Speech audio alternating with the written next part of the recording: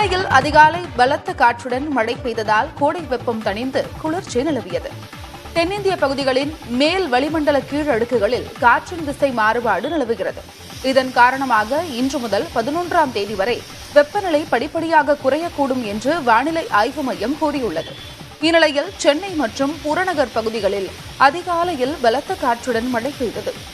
100 degree ஃபாரன்ஹீட்டுக்கு மேல் வெயில் வாட்டிய நிலையில் திடீர் மழையால் சென்னையில் குளிர்ச்சி நிலவியது.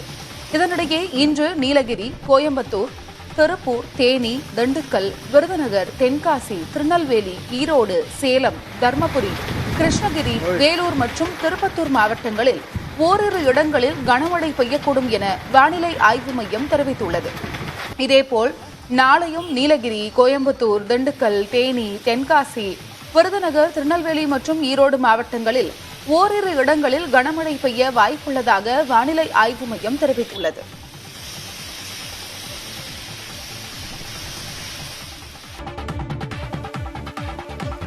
தமிழ்நாட்டில் கடலூர், ஆம்பூர் உள்பட பல்வேறு பகுதிகளில் அதிகாலையில் மழை பொழிந்தது. மாநிலத்தில் கடந்த சில வாரங்களாகவே வெப்ப அலை வீசி வந்ததால் கடும் புழுக்கம் ஏற்பட்டது. தகிக்கும் வெயிலில் தாங்க முடியாமல் மக்கள் தவிப்புக்கு உள்ளாகினர். இந்நிலையில் வரும் நாட்களில் வெப்பச்சலனம் காரணமாக மழை பொழியும் என சென்னை வானிலை மையம் தெரிவித்திருந்தது. அதன்படி விழுப்புரம் மாவட்டம் செஞ்சி, மேல்மலையனூர், திண்டிவனம் சுற்றுவட்டார பகுதிகளில் இன்று காலை கனமழை கொட்டியது. கள்ளக்குறிச்சி மாவட்டம் திருக்கோவிலூர் மற்றும் அதனை சுற்றியுள்ள அரக்கண்டநல்லூர், முகையூர், வீரபாண்டி போன்ற பகுதிகளிலும் மழை பொழிந்ததால் மக்களின் மனமும் குளிர்ந்தது. திருப்பத்தூர் மாவட்டம் ஆம்பூர், வாணியம்பாடி சுற்றுவட்டார பகுதிகளில் அதிகாலை மழை பொழிந்ததன் காரணமாக வெப்பம் தணிந்தது. கடலூரிலும் இன்று அதிகாலை மழை பொழிந்த நிலையில் புழுக்கத்தால் தவித்து வந்த மக்கள் சற்று நிம்மதியடைந்தனர். தமிழகத்தில் 12 மாவட்டங்களில் மிதமான மழைக்கு வாய்ப்புள்ளதாக சென்னை வானிலை ஆய்வு மையம் தெரிவித்துள்ளது. தமிழ்நாட்டில் வெப்ப அலை வீச வாய்ப்பில்லை என்றும் அடுத்த சில நாட்களுக்கு மழை பெய்யும் என்றும் வானிலை ஆய்வு மையம் ஏற்கனவே தெரிவித்திருந்தது. சென்னை மாநகரில் கடந்த சில நாட்களாக வெயில் கொளுத்தி வந்த நிலையில் இன்று அதிகாலை மாநகரின் பல்வேறு பகுதிகளிலும் மிதமான மழை பெய்தது. இதன் காரணமாக சற்று குளிர்ச்சியான சூழல் நிலவியது. இந்நிலையில் காலை 10 மணிக்குள் 12 மாவட்டங்களில் இடி மின்னலுடன் கூடிய மிதமான மழை பெய்ய வாய்ப்புள்ளதாக சென்னை வானிலை ஆய்வு மையம் கணித்துள்ளது. திருவள்ளூர், ராணிப்பேட்டை, வேலூர், திருப்பத்தூர், கிருஷ்ணகிரி, தருமபுரி, திருவண்ணாமலை ஆகிய மாவட்டங்களிலும், கள்ளக்குறிச்சி, விழுப்புரம், கடலூர், சேலம், ஈரோடு ஆகிய மாவட்டங்களிலும் ஓரிரு இடங்களில் மழை பெய்யும் என்று தெரிவிக்கப்பட்டுள்ளது.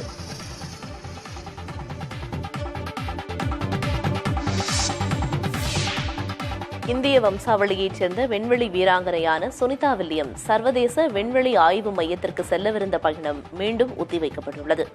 அமெரிக்காவில் உள்ள இந்திய வம்சாவளி விண்வெளி வீராங்கனை சுனிதா வில்லியம்ஸும் அமெரிக்க கப்பற்படை கேப்டனான புட்ச் வில்மோரும் நேற்று கெனடி ஆய்வு மையத்திலிருந்து விண்வெளி பயணத்தை மேற்கொள்ள இருந்தனர். போயிங் நிறுவனம் தயாரித்த ஸ்டார்லைனர் விண்கலம் அட்லஸ் பி ராக்கெட்டில் பயணம் மேற்கொள்ள இருந்த நிலையில் கடைசி நேரத்தில் விண்கலத்தின் ஆக்ஸிஜன் குழாயில் ஏற்பட்ட தொழில்நுட்ப கோளாறு காரணமாக பயணம் ஒத்திவைக்கப்பட்டது. இதையடுத்து விண்கலத்தில் ஏற்பட்ட கோளாறு சரி செய்யப்பட்டுள்ளதாக கூறியுள்ள நாசா பயண திட்டத்தின் மறு அட்டவணையை வெளியிட்டது. அதன்படி இந்திய நேரப்படி இன்று காலை 7:41 மணிக்கு சுனிதா வில்லியம்ஸ் விண்வெளிக்கு செல்ல இருந்தார். இந்நிலையில் இந்த விண்வெளி பயணத்தை ஒத்திவைப்பதாக மீண்டும் நாசா அறிவித்துள்ளது. அட்லஸ் பி ராக்கெட்டின் ஆக்ஸிஜன் குழாயை மாற்றப்போவதாக தெரிவித்துள்ள நாசா வரும் மே 17ஆம் தேதிக்கு இந்த விண்வெளி பயணத்தை ஒத்திவைப்பதாக அறிவித்துள்ளது.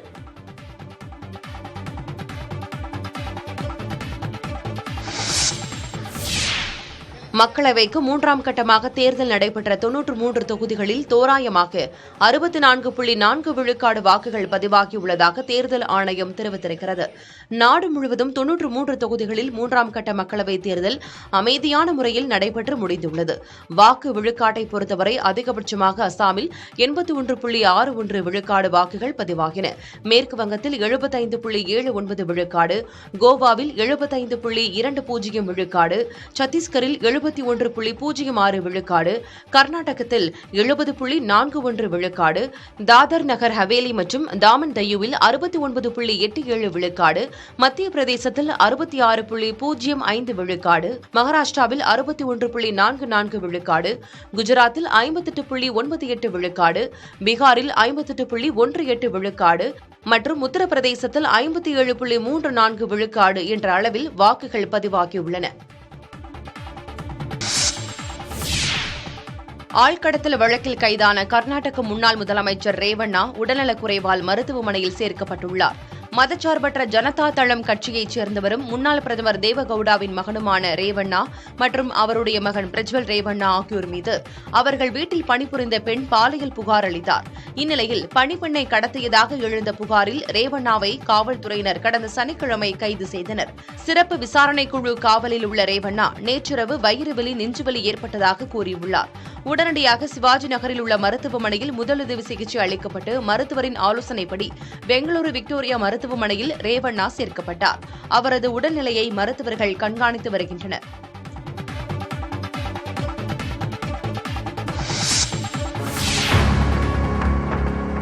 ஈடுபடுவோருக்கான பயிற்சிகள் உள்ளிட்ட முன்னேற்பாட்டு பணிகளை வரும் 20ஆம் தேதி தொடங்க உள்ளதாக கூறினார். அதீத வெப்பம், மின் இணைப்பு பிரச்சினைகளால் கண்காணிப்பு கேமராக்கள் பழுதாகக்கூடாது என பொதுப்பணித்துறை பொறியாளர்கள் மற்றும் மின்வாரிய அதிகாரிகளுக்கு உத்தரவிட்டுள்ளதாகவும் தெரிவித்தார்.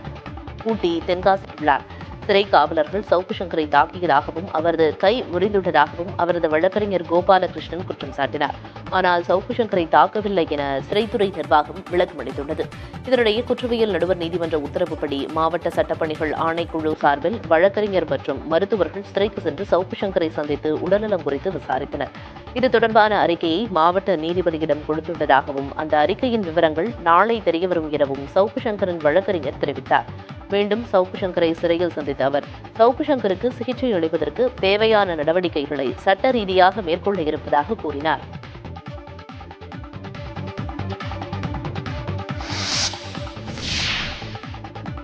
வாழ்நாளில் பயணம் செய்ய வேண்டிய உலக நாடுகளின் பட்டியலில் 5வது இடத்தை இலங்கை பிடித்துள்ளது. அமெரிக்காவின் நியூயார்க்கை தலைமையிடமாக கொண்டு செயல்படும் ஒரு தனியார் நிறுவனம் இந்த தரவரிசை பட்டியலை வெளியிட்டிருக்கிறது. சுமார் 3 லட்சம் பேரிடமிருந்து பெறப்பட்ட கருத்துக்கள் அடிப்படையில் இந்த பட்டியல் தயாரிக்கப்பட்டுள்ளதாக தெரிவிக்கப்பட்டுள்ளது. இலங்கையின் மலை பிரதேசங்கள், ஆயுர்வேத சிகிச்சை, ரயில் பயணங்கள், தேயிலை தோட்டங்கள் உள்ளிட்ட சுற்றுலா இடங்கள் பயணிகளுக்கு மிகச்சிறந்த அனுபவங்களை வழங்குவதாக அந்த அறிக்கையில் சுட்டிக்காட்டப்பட்டுள்ளது.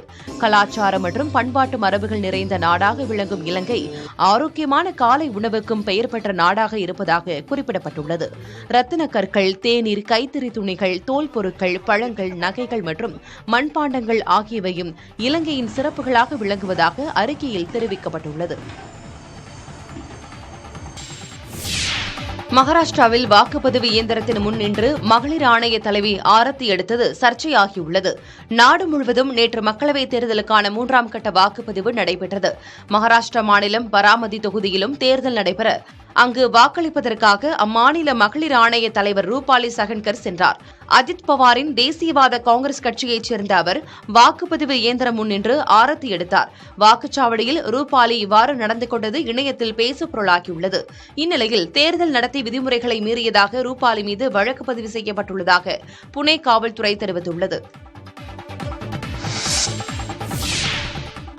பிரஜ்வல் ரேவண்ணா போன்றவர்கள் வெளிநாடு தப்பிச் செல்கிறார்கள் என்றும் தங்களை போன்றவர்களை கைது செய்து சிறையில் அடைப்பதாகவும் தெலங்கானா முன்னாள் முதலமைச்சர் சந்திரசேகர ராவின் மகள் கவிதா குற்றம் சாட்டினார். டெல்லி மதுபான முறைகேடு வழக்கில் அமலாக்கத்துறை மற்றும் சிபிஐ அதிகாரிகள் கவிதாவை கைது செய்தனர். நீதிமன்ற காவலில் சிறையில் அடைக்கப்பட்ட நிலையில் டெல்லி ரோஸ் அவென்யூ நீதிமன்றத்தில் நீதிபதி காவிரி பவேஜா முன்பு கவிதா ஆஜர்படுத்தப்பட்டார். முன்னதாக நீதிமன்ற அறைக்கு கவிதா அழைத்து செல்லப்படும் போது அங்கிருந்த பத்திரிகையாளர்களிடம் பேசியபடி நடந்த கவிதா பாலியல் குற்றவாளி பிரஜ்வல் ரேவண்ணா போன்றோர் நாட்டை விட்டு தப்பிச் செல்கிறார்கள், ஆனால் மக்கள் விரும்பும் எங்களை போன்றோர் கைது செய்யப்படுகிறார்கள் என கூறினார்.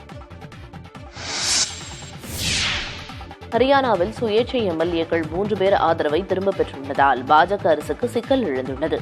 ஹரியானாவில் நைப் சைனி தலைமையிலான பாஜக ஆட்சி நடைபெற்று வருகிறது. மொத்தமுள்ள 90 இடங்களில் 2 தொகுதிகள் காலியாக உள்ளதால் தற்போது சட்டப்பேரவையின் பலம் 88ஆக உள்ளது. இதில் 40 இடங்களில் வென்ற பாஜக கூட்டணி கட்சி ஆதரவோடு ஆட்சி அமைத்தது. இதனிடையே பாஜக அரசுக்கு அளித்த ஆதரவை 3 சுயேட்சை எம்எல்ஏக்கள் திரும்பப் பெற்றுள்ளனர். கூட்டாக செய்தியாளர்களிடம் பேசிய சுயேட்சை எம்எல்ஏக்களான சோமின் சங்வன், ரந்தீர் கொல்லன், தரம்பர் கோந்தர் ஆகிய 3 பேரும் பாஜக அரசுக்கான ஆதரவை திரும்பப் பெறுவதாகவும் காங்கிரசுக்கு ஆதரவு அளிக்கப் போவதாகவும் தெரிவித்தனர். நாடாளுமன்ற தேர்தலில் காங்கிரசின் வெற்றிக்கு பாடுபடுவோம் எனவும் அவர்கள் தெரிவித்துள்ளனர். ஏற்கனவே பாஜக கூட்டணியில் இருந்த ஜனநாயக ஜனதா கட்சியும் கூட்டணியிலிருந்து வெளியேறிய நிலையில் சுயேட்சை எம்எல்ஏக்களும் ஆதரவை திரும்பப் பெற்றுள்ளதால் ஹரியானா சட்டப்பேரவையில் பாஜக அரசுக்கு சிக்கல் எழுந்துள்ளது. ஹரியானா சட்டப்பேரவையில் தற்போது 88 உறுப்பினர்கள் உள்ள நிலையில் பெரும்பான்மைக்கு 45 உறுப்பினர்களின் ஆதரவு தேவை. தற்போது ஹரியானா பேரவையில் பாஜகவுக்கு 40, காங்கிரசுக்கு 30, ஜனநாயக ஜனதா கட்சிக்கு 10 எம்எல்ஏக்கள் உள்ளனர். இதைத் தவிர சுயேட்சை எம்எல்ஏக்கள் 6 பேரும் உள்ளனர். ஹரியானா சட்டப்பேரவைக்கு இன்னும் சில மாதங்களில் தேர்தல் நடைபெறவுள்ள நிலையில் சுயேட்சை எம்எல்ஏக்கள் ஆதரவை வாபஸ் பெற்றுள்ளது குறிப்பிடத்தக்கது.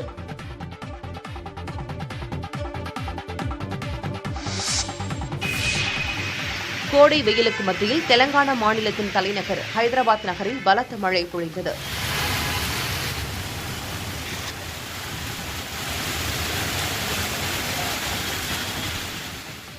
ஹைதராபாத்தின் கொம்பள்ளி, நிஜாம்பேட், குகட்பள்ளி, மியாப்பூர், சாந்தா நகர், கச்சிபவுளி உள்ளிட்ட பகுதிகளில் இடி மின்னலுடன் மழை பொழிந்தது. இதன் காரணமாக சாலைகளில் மழைநீர் பெருக்கெடுத்து ஓடியது. வாகன ஓட்டிகளுக்கு சற்று சிரமம் ஏற்பட்டாலும் வெயிலின் கோரமுகம் மறைந்து மழையின் குளுமை அவர்களுக்கு நிம்மதி அளித்தது.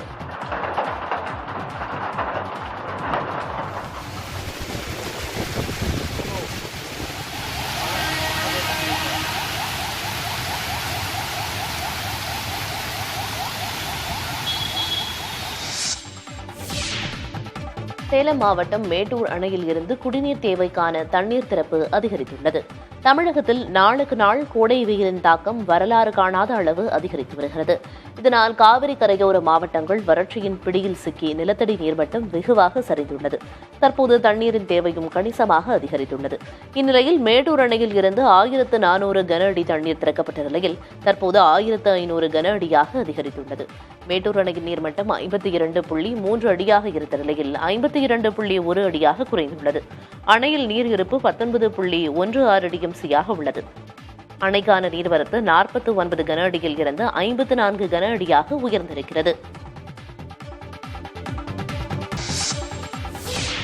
சென்னை மதுரவாயல் பகுதியில் அபாயகரமான நாய்கள் வளர்க்கும் நபரின் வீட்டை பொதுமக்கள் முற்றுகையிட்டு போராட்டம் நடத்தினர். பூங்காவில் விளையாடிக் கொண்டிருந்த சிறுமியை நாய்கள் கடித்த விவகாரம் தற்போது பொதுமக்களிடையே அச்சத்தை ஏற்படுத்தியுள்ளது. இந்நிலையில் மதுரவாயல் பகுதியில் ஜான்சன் என்பவர் வெளிநாட்டு இன நாய்களை வளர்த்து வந்துள்ளார். அவர் சட்டவிரோதமாக நாய்களை வளர்த்து வருவதாக கூறி அவரது வீட்டை அப்பகுதி மக்கள் முற்றுகையிட்டனர். அதீத சத்தத்துடன் நாய்கள் குறைப்பதால் சிறியவர்கள் முதல் முதியவர்கள் வரை கடும் அவதிக்குள்ளாவதாக மக்கள் குற்றம் சாட்டினர். தகவல் அறிந்து சம்பவ இடத்திற்கு சென்ற காவல்துறையினர் நாய்கள் வளர்ப்பு குறித்து புகார் அளித்தால் நடவடிக்கை எடுக்கப்படும் என தெரிவித்தனர்.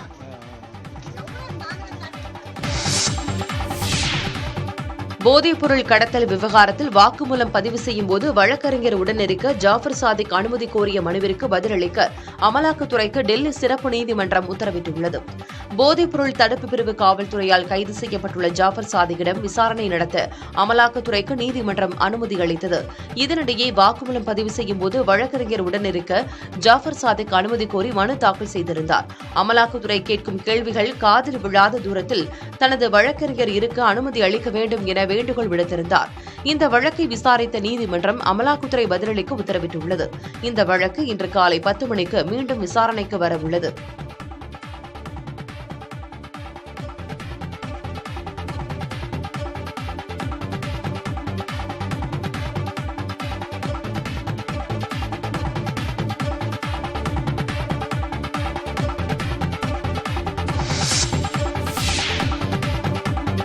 ஜாஃபர் சாதிக் விவகாரத்தில் தான் இரையாக்கப்பட்டுள்ளதாக இயக்குநர் அமீர் தெரிவித்துள்ளார்.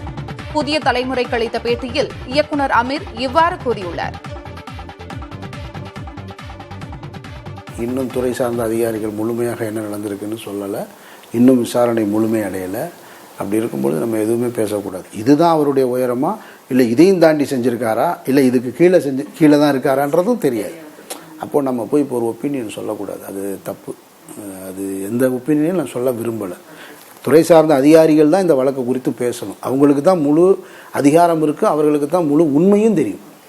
ஆனால் என்னோடு பயணித்த ஒருவர் மீது ஒரு குற்றச்சாட்டு இருந்ததால் அதில் நான் இருக்கேன்றதுனால என்னை பயன்படுத்திக்கிட்டாங்க. ஸோ அதுக்கு நான் இரையாயிட்டேன்றதில் மறுக்க முடியாத உண்மை.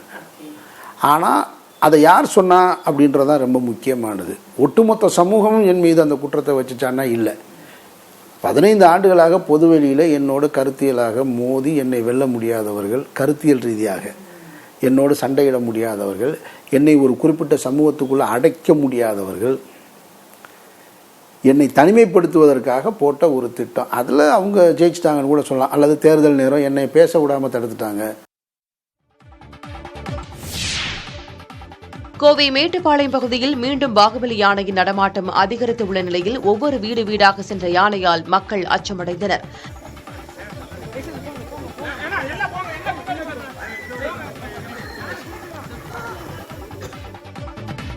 கடந்த 4 ஆண்டுகளுக்கு மேலாக அவ்வப்போது ஊருக்குள் உலாவரும் ஒற்றை காட்டு யானை பாகுபலி கடந்த 2 மாதங்களாக சமயபுரம், ஓடந்துறை, தாசம்பாளையம், நெல்லித்துறை ஆகிய பகுதிகளில் சுற்றி வருகிறது. பவானி ஆற்றில் நீர் அருந்த வழக்கம் போல் சமயபுரம் வந்த பாகுபலி யானை இருபுறமும் வீடுகள் உள்ள குடியிருப்பு தெரு வழியே சென்றது. அங்குள்ள காலி இடம் வழியாக எப்போதும் ஆற்றுக்கு செல்லும். ஆனால் அந்த இடம் தோட்டமாக மாற்றப்பட்டு வேலி அமைக்கப்பட்டதால் குழம்பிய பாகுபலி யானை ஒவ்வொரு வீட்டு வாசலிலும் வழி கேட்பது போல் நின்றபடி திரும்பிச் சென்றது. பாகுபலி யானையின் நடமாட்டத்தை வனத்துறையினர் தொடர்ந்து கண்காணித்து வருகின்றனர்.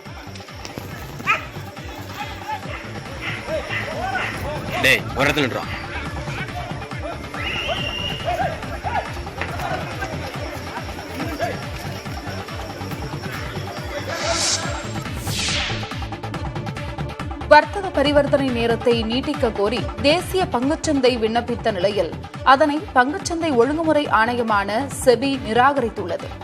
தற்பொழுது பங்குச்சந்தைகளில் வர்த்தகம் மாலை 3:30 மணி வரை நடைபெறுகிறது. இந்நிலையில் குறியீடுகளில் முன்பேற வர்த்தகத்திற்கான நேரத்தை மீண்டும் மாலை 6 மணி முதல் இரவு 9 மணி வரை நீட்டிக்க தேசிய பங்குச்சந்தை செபியிடம் அனுமதி கேட்டது. நீண்ட நேரம் வர்த்தகம் நடைபெறும்போது பங்குச்சந்தைகளுக்கு வருவாய் அதிகரிக்க வாய்ப்புள்ளது என தெரிவித்திருந்தது. இதனை ஒரு சில தரகு நிறுவனங்கள் மட்டுமே ஏற்ற நிலையில் பங்கு வணிகதாரர்கள் பலர் எதிர்த்தனர். இந்நிலையில் பங்கு வர்த்தக நேரத்தை நீட்டிக்க தற்பொழுது எந்த திட்டமும் இல்லை என கூறி தங்கள் விண்ணப்பத்தை செபி திருப்பி அனுப்பியதாக தேசிய பங்குச்சந்தையின் தலைமை செயல் அதிகாரி ஆஷிஷ் குமார் தெரிவித்துள்ளார்.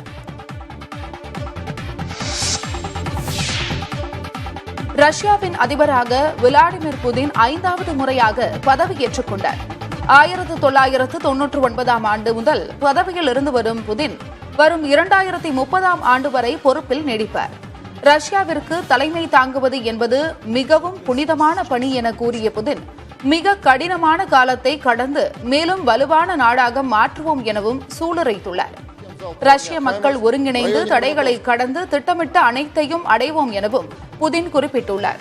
யுக்ரைன் மீது ரஷ்யா நடத்தி வரும் தாக்குதலை அமெரிக்கா மற்றும் ஐரோப்பிய நாடுகள் பலவும் எதிர்த்து வரும் நிலையில் மீண்டும் அதிபராக பொறுப்பேற்றுக் கொண்டுள்ள புதின் மேற்குலக நாடுகளுடன் பேச்சுவார்த்தை நடத்த தயாராக இருப்பதாகவும் கூறினார். காங்கிரசின் சில தவறான நோக்கங்களிலிருந்து நாட்டை பாதுகாப்பதற்காக தான் 400க்கும் அதிகமான தொகுதிகளில் பாஜக வெல்ல வேண்டும் என விரும்புவதாக பிரதமர் மோடி பேசியுள்ளார். மத்திய பிரதேச மாநிலம் தார் தொகுதியில் பிரதமர் மோடி தேர்தல் பரப்புரை நிகழ்த்தினார். அப்போது பேசிய அவர், காஷ்மீருக்கு மீண்டும் சிறப்பு அந்தஸ்தை தரவும், அயோத்தி ராமர் கோயிலுக்கு பாபர் மசூதி என்ற பெயரில் சில இடைஞ்சல்களை தரவும் காங்கிரஸ் திட்டமிட்டுள்ளதாக, பாஜக கூட்டணிக்கு 400க்கும் அதிகமான தொகுதிகள் கிடைத்தால்தான் அவற்றை தடுத்து நிறுத்த முடியும் என்றும் தெரிவித்துள்ளார். பாஜக மீண்டும் வென்றால் அரசியலமைப்பு சாசனம் திருத்தப்படும் என காங்கிரஸ் கூறுவது பொய் பரப்புரை என்றும் பிரதமர் குற்றம் சாட்டினார். மத அடிப்படையில் இடஒதுக்கீடு அளிக்க மாட்டோம் என உறுதியளிக்க முடியுமா என சவால் விட்டு 2 வாரங்கள் ஆகிவிட்டதாகவும், அதற்கு காங்கிரசிடம் இருந்து இன்னும் பதில் இல்லை என்றும் பிரதமர் பேசினார். மத சார்பின்மை என போலியாக கூறிக்கொண்டு இந்த நாட்டின் அடையாளங்களை அழிப்பதற்கு தன் உயிர் உள்ளவரை அனுமதிக்கப் போவதில்லை என்றும் பிரதமர் பேசினார்.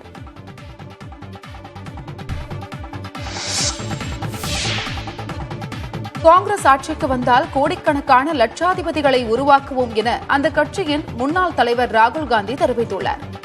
ஜார்க்கண்ட் மாபாலத்தில் சாய்வாசா என்ற இடத்தில் நடைபெற்ற தேர்தல் பரப்புரையில் காங்கிரஸ் முன்னாள் தலைவர் ராகுல் காந்தி பேசினார். பழங்குடியின மக்களின் மண்ணை தொழிலதிபர்களுக்கு தாரை வார்க்க பிரதமர் மோடி முயற்சித்து வருவதாக அவர் கூறினார்.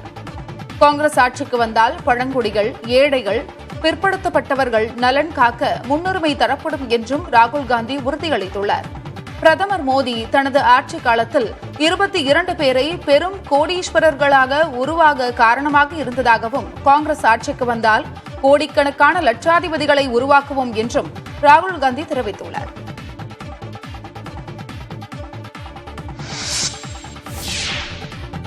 தமிழ்நாட்டில் விவசாயிகள் உட்பட அனைவருக்கும் தடையின்றி சீரான மின்சாரம் வழங்கப்பட்டு வருவதாக அமைச்சர் தங்கம் தென்னரசு தெரிவித்துள்ளார். இது தொடர்பாக அவர் வெளியிட்ட அறிக்கையில், தமிழ்நாடு முழுவதும் நடத்தப்பட்ட கள ஆய்வில் அதிக மின் சுமை, குறைந்த மின்னழுத்தம் உள்ள 8905 மின்மாற்றிகள் கண்டறியப்பட்டு குறைகள் நிவர்த்தி செய்யப்பட்டதாக குறிப்பிட்டுள்ளார். அதன்படி கிராமப்புற கடைமுனை நுகர்வோர் வரை அனைவருக்கும் சீரான மின் அழுத்தத்தில் மின் விநியோகம் வழங்கப்பட்டு வருவதாகவும் விளக்கம் அளித்துள்ளார். இதேபோன்று விவசாயிகளுக்கான மும்முனை மின்சாரமும் தடையின்றி வழங்கப்படுவதாக அமைச்சர் தங்கம் தென்னரசு கூறியுள்ளார்.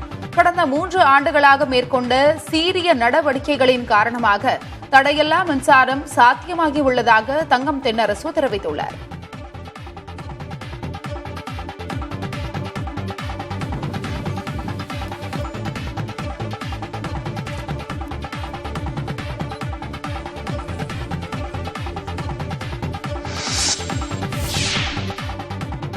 விவசாயத்திற்கு தடையில்லா மும்முனை மின்சாரம் வழங்கப்படுவதாக மின்துறை அமைச்சர் கூறியுள்ள நிலையில் அதை நிரூபிக்க தயாரா என பாமக தலைவர் அன்புமணி ராமதாஸ் கேள்வி எழுப்பியுள்ளார்.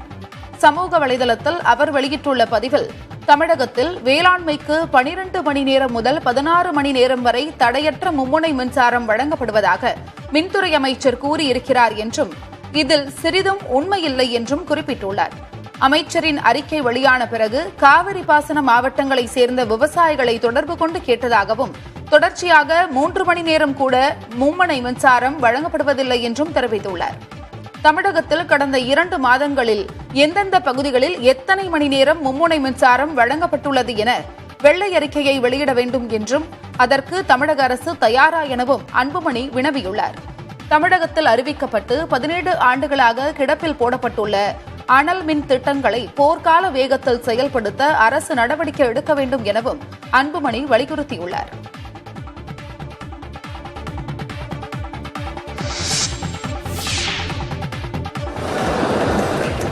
மக்களவைத் தேர்தல் வாக்கு எண்ணிக்கைக்கான நடவடிக்கைகள் வரும் 20ஆம் தேதிக்கு பிறகே தொடங்கப்படும் என தமிழக தலைமை தேர்தல் அதிகாரி சத்யபிரதா சாஹூ தெரிவித்துள்ளார்.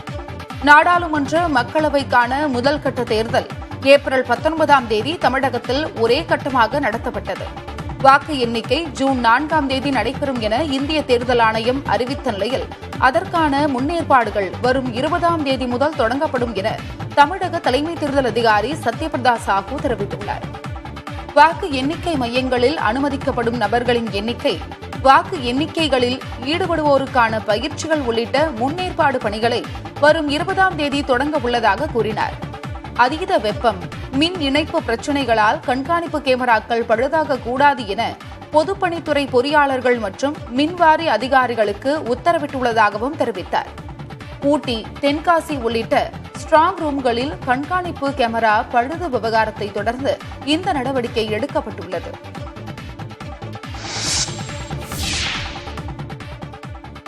மக்களவைத் தேர்தலில் வாக்குப்பதிவு விவரங்களை வெளியிடுவதில் குளறுபடி ஏன் என கேள்வி எழுப்பி இந்திய தலைமை தேர்தல் ஆணையருக்கு விசிக சார்பில் கடிதம் எழுதப்பட்டுள்ளது.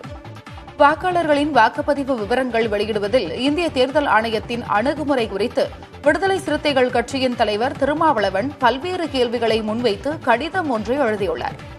முதல் கட்ட வாக்காளர் எண்ணிக்கை தரவுகளை வெளியிட 10 நாட்களும், 2ஆம் கட்ட வாக்குப்பதிவு விவரங்களை வெளியிட 4 நாட்கள் ஆகியதையும் குறிப்பிட்டு வாக்குப்பதிவு விவரங்களை வெளியிடுவதில் தாமதம் செய்தது ஏன் என கடிதத்தில் கேள்வி எழுப்பப்பட்டுள்ளது.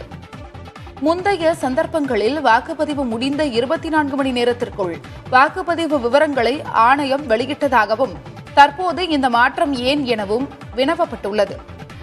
தாமதமாக வெளியிடப்பட்ட அறிக்கை மற்றும் அதில் ஏற்பட்ட மாற்றத்திற்கு தேர்தல் ஆணையம் விளக்கம் அளிக்க வேண்டும் எனவும் விசிக சார்பில் வலியுறுத்தப்பட்டுள்ளது. தேர்தல் ஆணையம் தனது கடமையை நியாயமான முறையில் நிறைவேற்ற வேண்டும் எனவும், இறுதி முடிவுகளை மாற்றும் முயற்சி நடப்பதாக மக்கள் மனதில் எழுந்துள்ள சந்தேகத்தை நீக்க வேண்டும் என்றும் விடுதலை சிறுத்தைகள் கட்சி தரப்பில் கோரிக்கை வைக்கப்பட்டுள்ளது.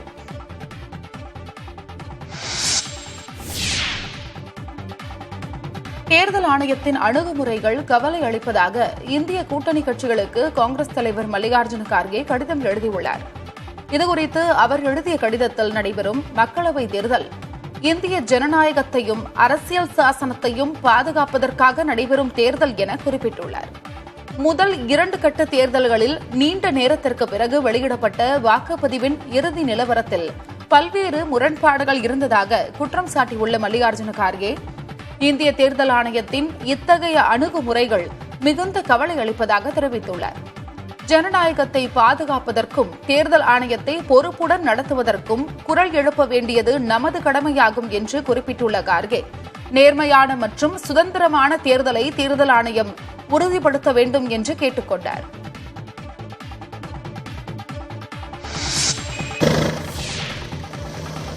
மக்களவைத் தேர்தலுக்கான வாக்குப்பதிவு நிறைவடைந்த நிலையில் கர்நாடக முதலமைச்சர் சித்தராமையா தனது குடும்பத்தினருடன் உதகைக்கு வருகை புரிந்துள்ளார். ஓய்விற்காக அவர் 5 நாட்கள் உதகையில் தங்கியிருப்பார் என்று தெரிவிக்கப்பட்டுள்ளது. பெங்களூருவிலிருந்து தனியார் ஹெலிகாப்டர் மூலம் உதகை தீட்டுக்கல் ஹெலிகாப்டர் தளத்திற்கு சித்தராமையா வருகை புரிந்தார். அவருடன் கர்நாடக மின்சாரத்துறை அமைச்சர் ஜார்ஜ், சமூக நலத்துறை அமைச்சர் மாதேவப்பா, MLC கோவிந்தராஜ் ஆகியோர் உதகைக்கு வந்துள்ளனர். உதகை ஹேவ்லக் சாலையில் உள்ள தனியாருக்கு சொந்தமான பங்களாவில் தங்கியுள்ள சித்தராமையா வரும் 11ஆம் தேதி வரை உதகையில் இருப்பார் என்று தெரிவிக்கப்பட்டுள்ளது. சித்தராமையாவின் வருகையை ஒட்டி தமிழ்நாடு மற்றும் கர்நாடக காவல்துறையினர் பாதுகாப்பு பணியில் ஈடுபட்டுள்ளனர். ஜம்மு காஷ்மீரில் பாதுகாப்பு படையினர் நடத்திய துப்பாக்கிச் சூட்டில் தேடப்பட்டு வந்த பயங்கரவாத அமைப்பின் தலைவர் சுட்டுக் கொல்லப்பட்டார். தெற்கு காஷ்மீரின் குல்காம் பகுதியில் பாதுகாப்பு படையினர் மற்றும் காவல்துறையினர் இணைந்து தீவிர தேடுதல் வேட்டை நடத்தினர். அப்போது அந்த பகுதியில் பதுங்கியிருந்த தி ரெசிடென்ஸ் ஃப்ரண்ட் என்ற பயங்கரவாத அமைப்பின் தலைவர் பசிப்தர் பாதுகாப்பு படையினரால் சுட்டுக் கொல்லப்பட்டார். அவரின் கூட்டாளியும் பாதுகாப்பு படையினர் நடத்திய துப்பாக்கிச் சூட்டில் கொல்லப்பட்டதாக ஜம்மு காஷ்மீர் காவல்துறை அதிகாரி தெரிவித்துள்ளார். கடந்த 2021ஆம் ஆண்டு பசிப்தர் தேடப்பட்டவராக காவல்துறை அறிவித்த நிலையில் பயங்கரவாத அமைப்பின் தலைவர் குறித்து தகவல் தெரிவித்தால் 10 லட்சம் ரூபாய் சன்மானம் வழங்கப்படும் என அறிவித்திருந்தது குறிப்பிடத்தக்கது. சேலம் மாவட்டம் மேட்டூர் அணையில் இருந்து குடிநீர் தேவைக்கான தண்ணீர் திறப்பு அதிகரித்துள்ளது. தமிழகத்தில் நாளுக்கு நாள் கோடை வெயிலின் தாக்கம் வரலாறு காணாத அளவு அதிகரித்து வருகிறது.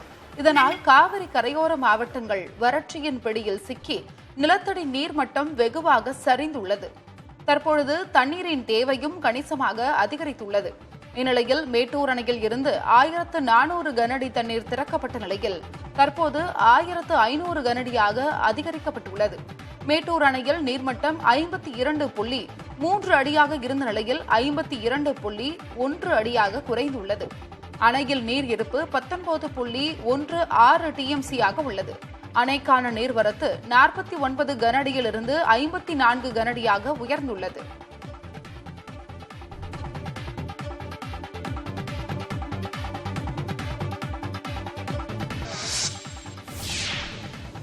கன்னியாகுமரியில் உள்ள மார்த்தாண்டம் இரும்பு பாலத்தில் உடைப்பு ஏற்பட்டதால் மேம்பாலம் வழியாக செல்லும் வாகனங்கள் சாலை வழியாக அனுப்பி வைக்கப்படுகின்றன.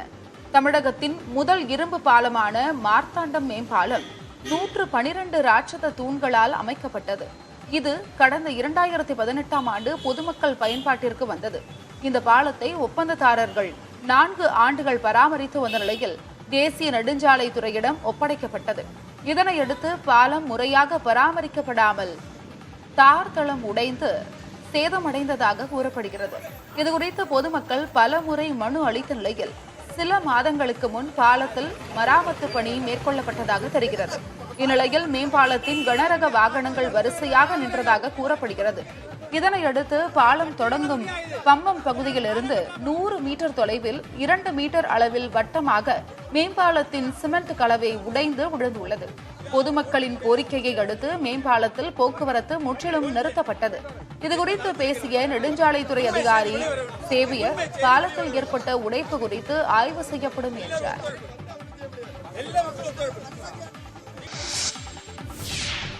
மதுரை மீனாட்சியம்மன் கோயிலை சுற்றி விதிகளை மீறி கட்டப்பட்ட 9 கட்டடங்களுக்கு சீல் வைக்கப்பட்டுள்ளதாக மதுரை மாநகராட்சி ஆணையர் கூறியுள்ளார்.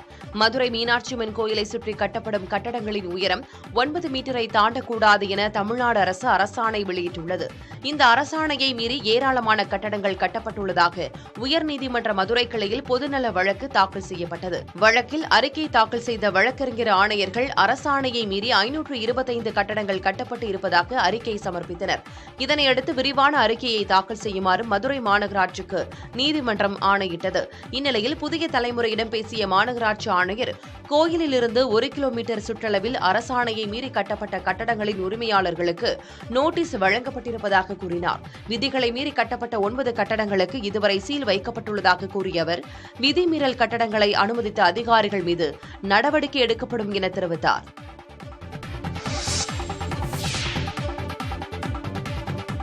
விவாகரத்து வழக்குகளில் விசாரணையை இழுத்தடிப்பதை தடுக்க உரிய விதிகளை வகுக்கும்படி தலைமை நீதிபதிக்கு உயர்நீதிமன்ற மதுரை கிளை பரிந்துரைத்துள்ளது.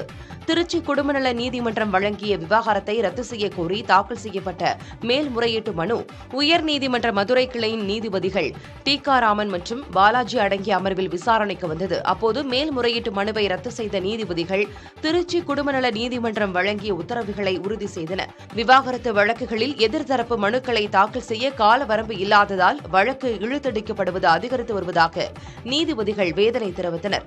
இதனால் குடும்ப நல நீதிமன்றங்களில் வழக்குகள் முடிவடைய நீண்ட காலம் தாமதம் ஏற்படுவதாகவும் நீதிபதிகள் சுட்டிக்காட்டினர். இதனை கருத்தில் கொண்டு விவாகரத்து வழக்குகளில் 9 மாதம் முதல் ஓராண்டுக்குள் கால நிர்ணயம் செய்யும் வகையில் விதிகளில் திருத்தம் செய்ய உயர்நீதிமன்ற தலைமை நீதிபதிக்கு பரிந்துரைக்கப்பட்டுள்ளது. தென்னாப்பிரிக்காவின் ஜார்ஜ் நகரில் அடுக்ககம் ஒன்று இடிந்து விழுந்த விபத்தில் 5 பேர் உயிரிழந்துள்ளனர். மேலும் பலரை தேடும் பணி முடுக்கிவிடப்பட்டுள்ளது. முழுமை பெறாத அடுக்ககம் இடிந்து விழுந்த நிலையில் இடிபாடுகளில் சிக்கியிருந்த 26 கட்டுமான தொழிலாளர்கள் மீட்கப்பட்டுள்ளனர். மேலும் 40க்கும் அதிகமானோரின் நிலை என்ன என தெரியவில்லை. இடிபாடுகளை அகற்றும் பணி தீவிரப்படுத்தப்பட்டுள்ளது. 3 குழுவினர் தனித்தனியே மீட்பு பணிகளில் ஈடுபட்டு வருகின்றனர். இடிபாடுகளில் சிக்கி உயிரிழந்தவர்களின் குடும்பத்தினருக்கு ஆறுதல் தெரிவித்துள்ள தென்னாப்பிரிக்க அதிபர் விபத்து குறித்து உரிய விசாரணை நடத்தி நடவடிக்கை எடுக்கப்படும் என்று கூறியுள்ளார்.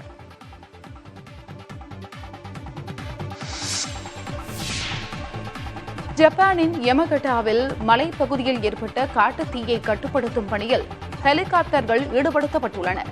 கடந்த சனிக்கிழமையன்று பற்றிய தீ தொடர்ந்து பரவி வருவதால் அந்த பகுதியை சுற்றியுள்ள நகரங்களில் வசித்து வந்த மக்கள் பாதுகாப்பான இடங்களுக்கு வெளியேற அறிவுறுத்தப்பட்டுள்ளனர். 300க்கும் அதிகமான ஏக்கர்கள் காட்டுத் தீக்கு இரையான நிலையில் தீயணைப்பு மற்றும் பாதுகாப்பு படையினர் தீயை கட்டுப்படுத்தும் முயற்சியில் தீவிரமாக ஈடுபட்டுள்ளனர்.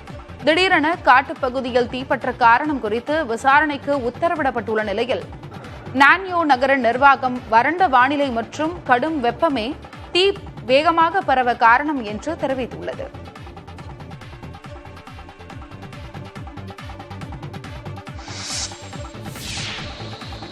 இலங்கையின் புலனறுவை மாவட்டத்தில் காட்டு யானை கூட்டத்தால் பயிர்கள் பாதிக்கப்பட்டுள்ளதாக விவசாயிகள் கவலை தெரிவித்துள்ளனர். வெலிக்கணத்தை பகுதியில் இரவு நேரங்களில் ஊருக்குள் வரும் யானைகள் பயிர்களை சேதப்படுத்துவதாக விவசாயிகள் கூறியுள்ளனர். அதே நேரத்தில் திருகோணமலை மாவட்டத்தின் கந்தளாய், சூரியபுர பகுதிகளில் யானைகள் கூட்டம் உணவின்றி குப்பைகளை உண்ணும் நிலை ஏற்பட்டுள்ளதாக அந்த பகுதி மக்கள் வேதனை தெரிவிக்கின்றனர். காட்டுப்பகுதியில் யானைகளுக்கு தேவையான உணவு கிடைக்க வழி செய்வதே இத்தகைய சிக்கல்களுக்கு தீர்வாக அமையும் என வன உயிரின ஆர்வலர்கள் தெரிவித்துள்ளனர்.